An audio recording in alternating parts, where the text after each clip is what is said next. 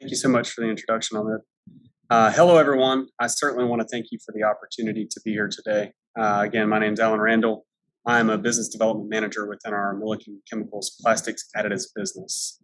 Our plastic additives business is a leading additive supplier in the plastics market. We service polypropylene, polyethylene, and even PET. A lot of our innovative solutions are dedicated to providing enhanced aesthetics, enhanced physical properties, as well as enabling process manufacturing efficiencies. Along with those innovative solutions, what is near and dear and core to Milliken is sustainability. We truly believe in doing what is right for the world around us because we believe that that is the only way that we can have longevity in the market, not only for ourselves, but also for our customers. And we certainly believe in taking care of the earth around us. Sustainability will certainly be core to the discussion today, as I want to discuss an understanding of what we're doing to support efforts in the e-commerce space, specifically with regards to glass packaging. We're really focused on how we can help and enable glass replacement with plastic packaging. And I know that with the way that the world is today, that might sound like a shocker, but I'll certainly walk through the logic there and the rationale behind it. And certainly look forward to Q&A at the end. I don't have all the answers, but certainly can help find some answers if we have them. But as I dive in, I certainly hope so that you all come up with some good questions at the end. So jumping right in, e-commerce has been rapidly growing for the past several years. The pandemic has actually only accelerated that growth above and beyond what any of us could have imagined. I think what we're looking at now is an exploding e-commerce space. And with that explosion of business, we're seeing more and more opportunities crop up due to more and more issues and challenges, right? And one of those specifically is around glass. And what we're looking at is replacing glass with plastic, as we believe that this will help brand owners enhance sustainability, lower their overall carbon footprint, while also protecting their bottom line. We know glass packaging is not really compatible with e-commerce for a variety of reasons, including the heavy weight, higher carbon footprint, the risk of breakage of the package, and the brand risks that are associated with all of these challenges. We believe that what we call ultra clear polypropylene, which is a tagline for our products, will provide clear, durable, low-density polypropylene packaging that greatly improves impact resistance during shipping while also reducing weight. And we believe that this will help enable brand owners to enhance their sustainability footprint while overall lowering their carbon footprint. And I'll touch on some of the benefits as we walk through each of these segments to understand really where the value is going to be derived from, not only for the brands, but also for the end consumer and the world around us. We have reviewed many different external reports and done our own internal studies across multiple different market segments.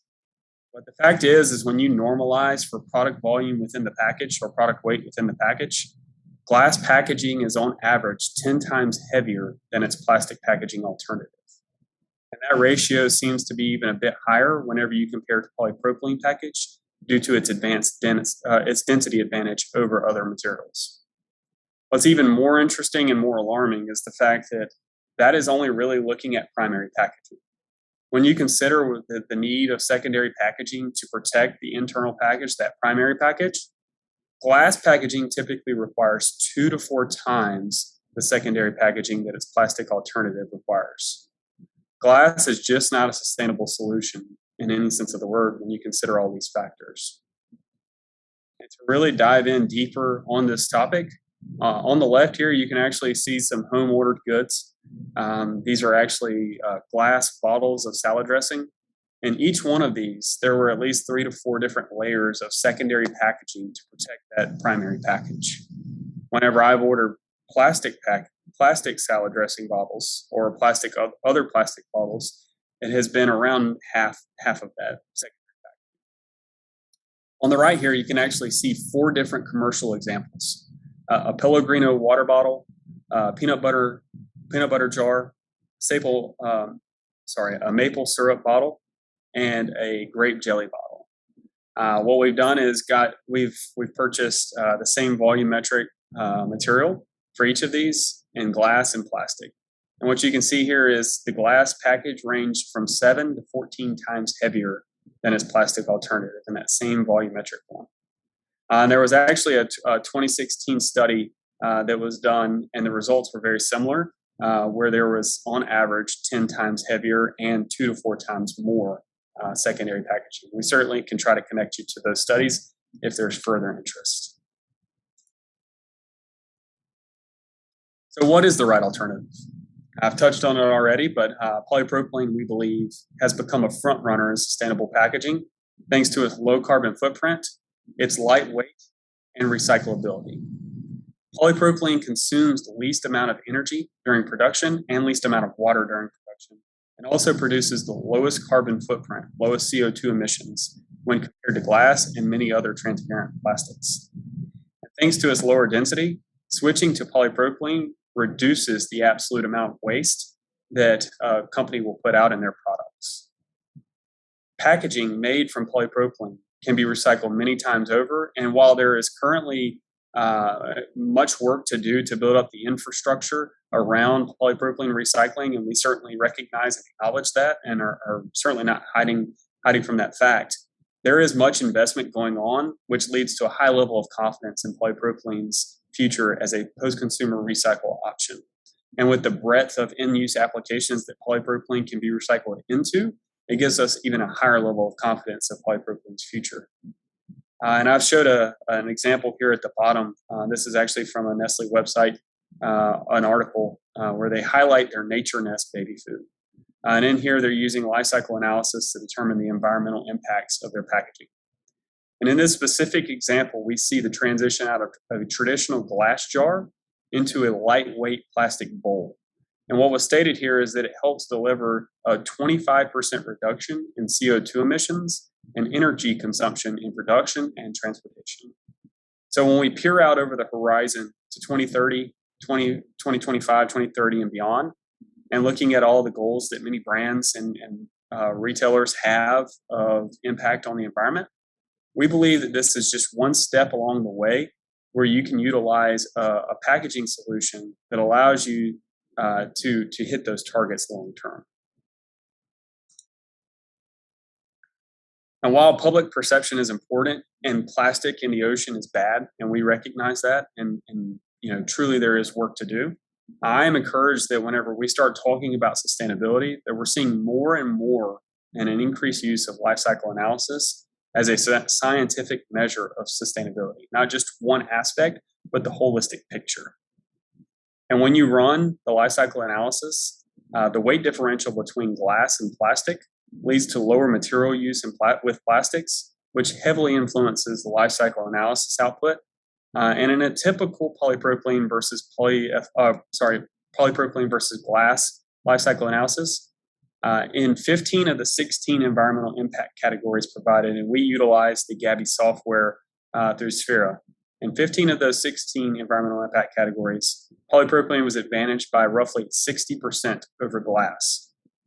We even ran different end-of-life scenarios to see if there was a world in which glass would be heavily advantaged in the majority of the impact categories, and even went with a far utopian example of glass being 100% recycled and containing 100% recycled content, with the polypropylene package having 0% recycled content and being recycled 0% of the time. And what we found is that in even that utopian case, polypropylene was still far advantaged in the majority of applications. And I'll demonstrate here on this specific example where we took the maple syrup bottles previously shown. In regards to primary energy demand, in the blue here are the polypropylene, and in the gray are the glass. Polypropylene delivers a 32% advantage in primary energy demand, a 90% improvement in acidification, an 86% improvement in photochemical ozone formation, a 50% improvement in water scarcity, and a near 70% improvement in climate change impact. The consistent area where we've seen glass outperform polypropylene packaging is in eutrophication of fresh water, which I believe is actually due to the manufacturing process itself, which just lends to glass having that advantage. So I just wanted to demonstrate this as just one example of an LCA that was done on a real life package. And there are certainly some others out there that we've done, and we can provide those for you if you're interested. But we're certainly not the only ones, the only company looking for real world apples to apples comparisons. I want to give credit to Very Global in this webinar here for their work here. And they shared a life cycle analysis study that they did of converting a glass salsa jar to a rigid polypropylene container. And here you can see the benefits of of moving to a polypropylene container. They saw a reduced packaging weight of nearly 90%, which correlates well to what we've seen so far in our studies. A reduced shipping cost associated with that, lower manufacturing carbon footprint, and an optimal package for delivery and e-commerce. And along with those benefits, what they've seen is 242 metric tons of greenhouse gas saved every year. And now this is over a span of 1 million units. And over those 1 million units, you're saving equivalent to 53 car vehicles on the road every year, 560 barrels of oil consumed, and 316 carbon sequestered acres of US forests in 1 year. So when you imagine just 1 million units providing this type of benefit, you can imagine what you look over the breadth of all the glass packaging out there and where the ample opportunities are to improve our environmental impact in this regard. Another killer issue for glass is breakage. Of course, there is actual danger to consumers of broken glass, potential liabilities, legal claims, and we've even seen a slew of Amazon responses from customers talking about how they've either cut themselves on the package or were worried about the package being broken. And of course that is there, but you must also consider the increased cost of primary packaging, secondary packaging, transportation cost, lost product for breakage, and now what we're seeing even more and more of is an increased return and penalty fees, both from consumers and e-commerce sites like an Amazon.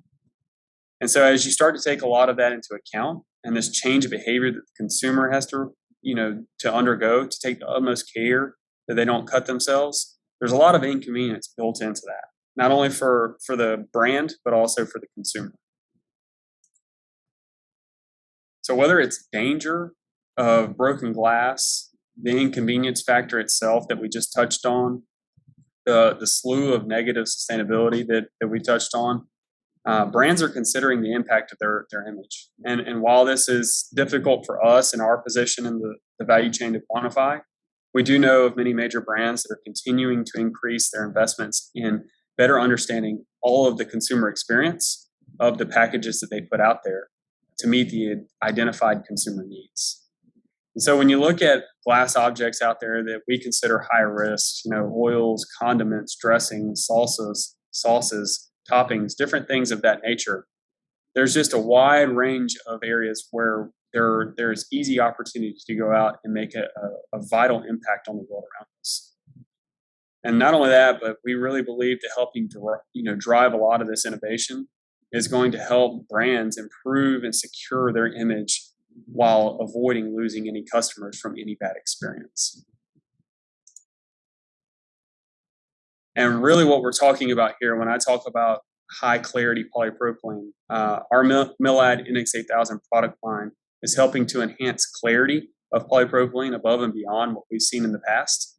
And at high levels of ultra clear polypropylene, we're allowing for glass replacement. And we're actually seeing opportunities like that, which are facilitating e-commerce as we touched on. So not only the innovation part, but what we've seen is that with the use of our technology, we're able to reduce processing temperatures in polypropylene packaging, reduce energy consumption and cycle time. And with that, we've been granted the Underwriters Laboratory label. It's a little green label that you can affix to your package. And what that or any kind of marketing material that you may have. And what that label stipulates is that you're showcasing to your customers the ability to provide a more sustainable package to the world and for their use. And so what we've seen on the packages that have actually incorporated this label is they've seen around a 10 to 20% boost in sales on those SKUs. So what we're seeing is that consumers are truly gravitating towards packages that are really meeting not only the the innovative needs that they have as far as an experience, but also meeting the needs from an environmental perspective. So, in conclusion, we're certainly excited to be a part of a more holistic solution to address both the sustainability needs and various practical needs of e-commerce that we touched on. And while we've seen a significant boost, a tailwind of business due to COVID-19, we believe that there are other opportunities for collaboration out there. And if you believe that ultra-clear polypropylene might be a fit for your application, please reach out at any time. And we're certainly willing to collaborate and explore different specific applications that you may be working on. And now I'd like to open up the floor to any questions that you all may have. Thank you very much.